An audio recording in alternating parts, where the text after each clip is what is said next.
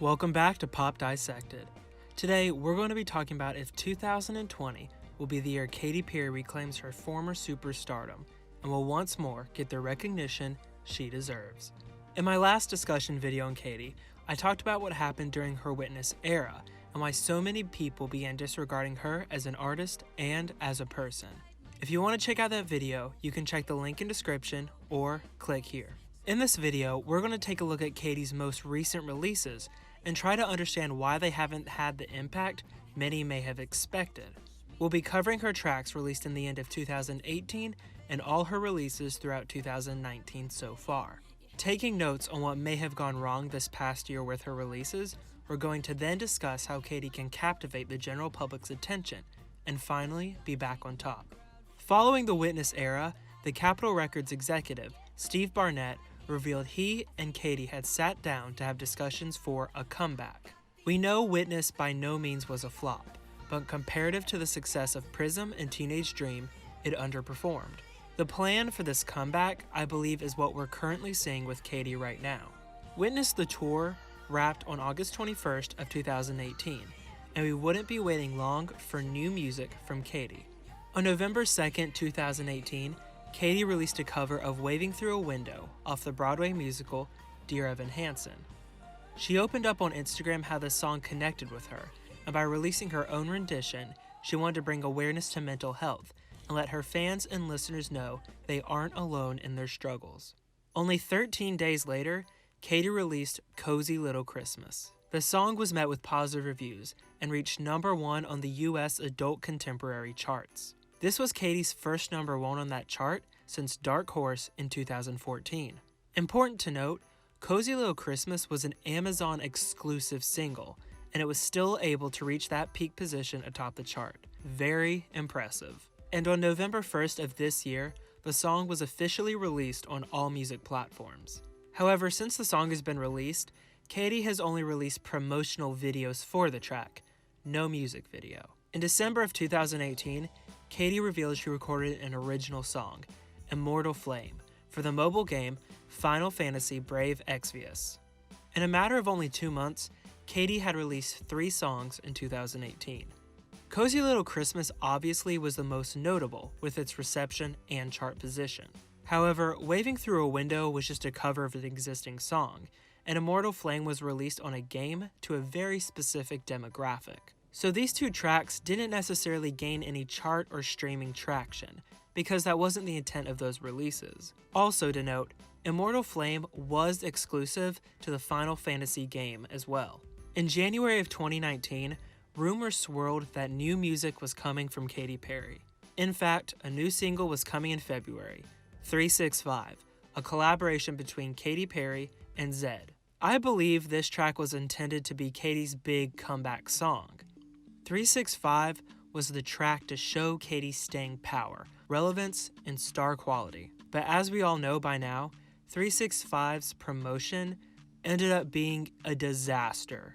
Information about the song, from its title, length, and sound, was leaked in late January. Then, the entire song leaked. I couldn't find any concrete evidence to back this up, so take what I'm about to say next with a grain of salt. But allegedly, 365 gained 3 million illegal streams and 150,000 downloads once it was leaked. Since the track wasn't officially released, none of these numbers counted towards its chart placement. Seemingly, Interscope did absolutely nothing to contain the leaks, and by the time 365 was released, everyone had already knew about it and already heard about it. It's a love song about wanting to be the apple of your partner's eye, so it's fitting the song officially released on Valentine's Day. While 365 peaked at #7 on the US Hot Dance Electronic Songs chart, it peaked at 86 on the Hot 100.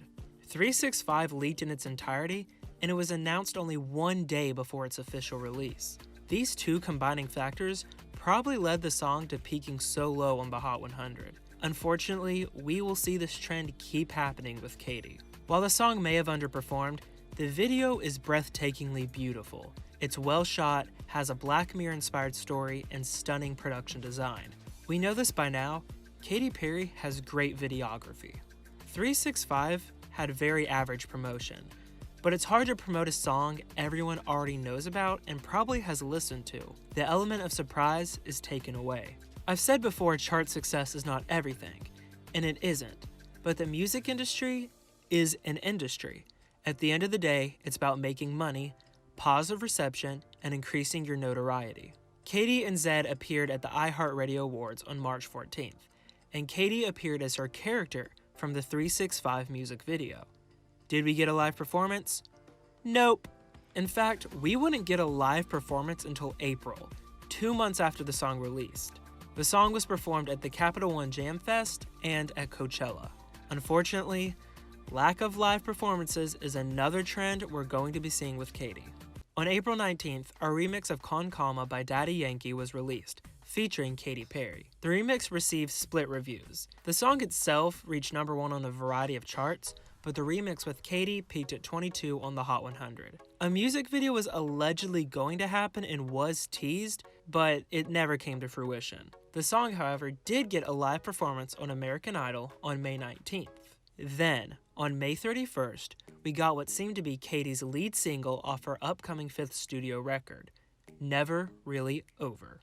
The song was teased on May 27th, with Universal Music Group announcing a Katy Perry fan event that took place on May 29th. Katy announced the song on May 28th and began cementing her apparent KP5 image, retro and 70s inspired. The song was teased on Good Morning America on May 30th, but actually partially leaked that same day. This time, it wasn't just the song, it was parts of the music video as well. However, this is a lot less damning, as the song was scheduled to release the next day.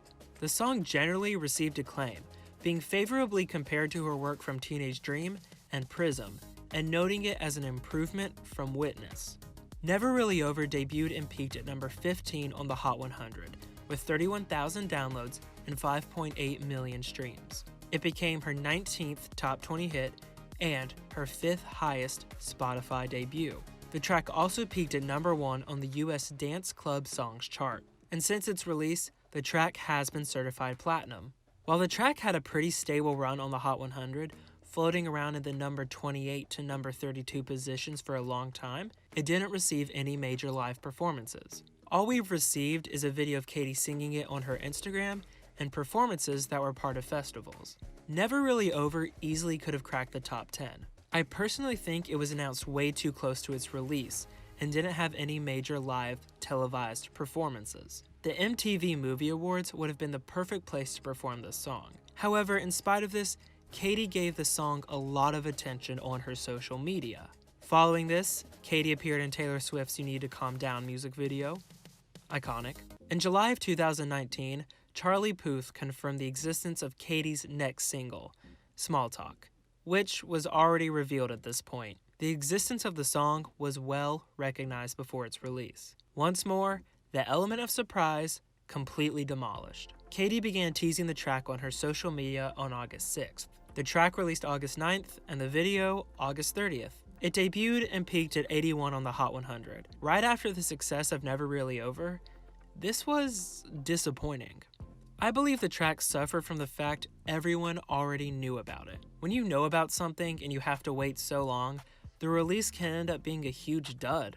It was also officially announced 3 days before its release and didn't have any major teasers to it, just lyrics posted by Katy on Instagram. Small Talk, however, did receive a live performance on Ellen in September.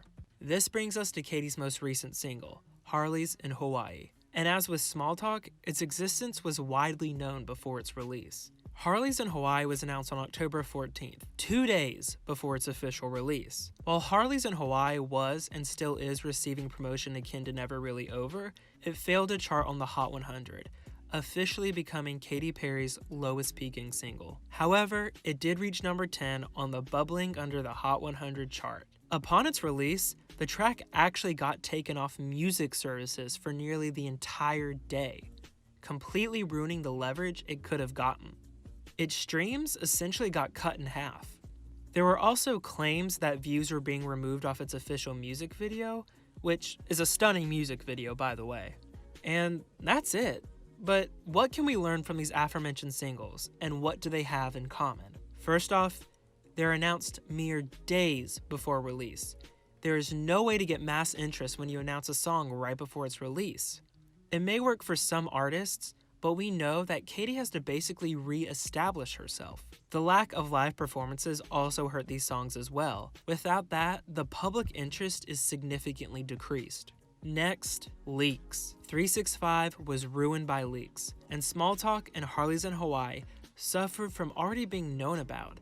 This decreases the surprise and attention when officially being announced. Never Really Over is Katy's biggest release of the year. I think it could have benefited from being announced a few days sooner and a live performance or two. But even without that, it still achieved a lot, including being snubbed at the 2020 Grammys. Trust me, Katy Cats, I'm pissed too. Now, Katy has addressed that right now she's just releasing singles because she wants to. She likes the idea of putting songs out every few months. We don't really have an idea when or if we're going to be getting a true KP5.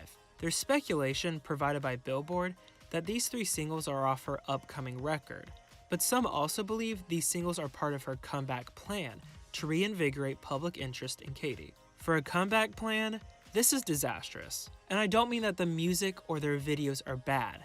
I mean the leaks, quick announcements, and lack of promotion. But Katy has stated she's just putting out music as she feels inspired to do so. She wants to give each song its moment and be able to highlight it, rather than having songs get lost in an album. But as I said before, the music industry is an industry. If Katy isn't producing bigger hits, Capitol Records won't invest a lot into her. And I think we're seeing that right now. Louis Capaldi, a Capitol Records artist, just achieved a #1 on the Billboard Hot 100. Capitol can clearly help their artists achieve that success, but why is it not happening for Katy? While it's easy to blame Capitol Records, we have to remember, Katy does have a lot of say in her career. She's spoken out about an upcoming record, saying she recorded and toured for so long, and now she just wants to find a balance between work and life. Her personal life is flourishing, and she has so many amazing things going on in it. But back to a potential new record. Katy has stated she's putting out music to see its reception, and that in turn will determine if she releases a full body of work.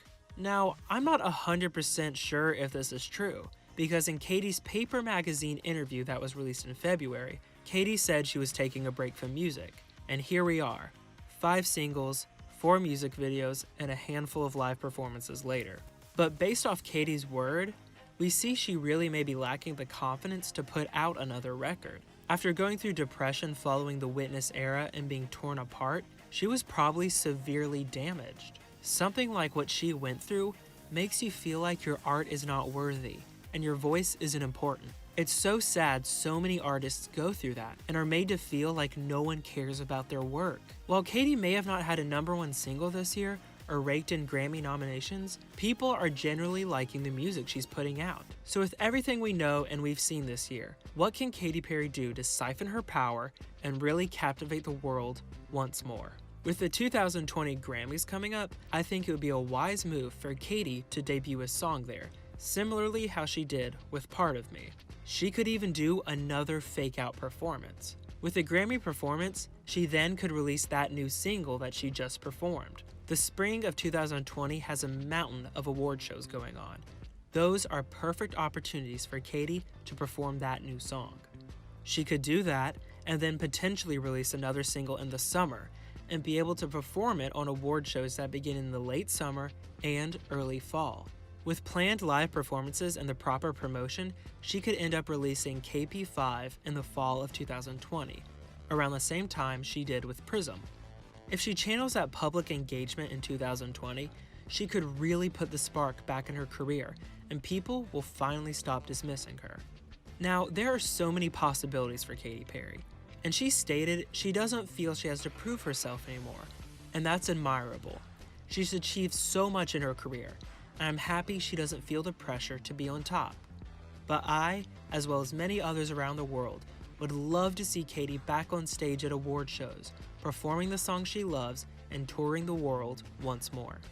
And Katy said that the hectic schedule of being a pop star really affected her, and she had to find a balance between life and work, and I think currently that's exactly what she's doing.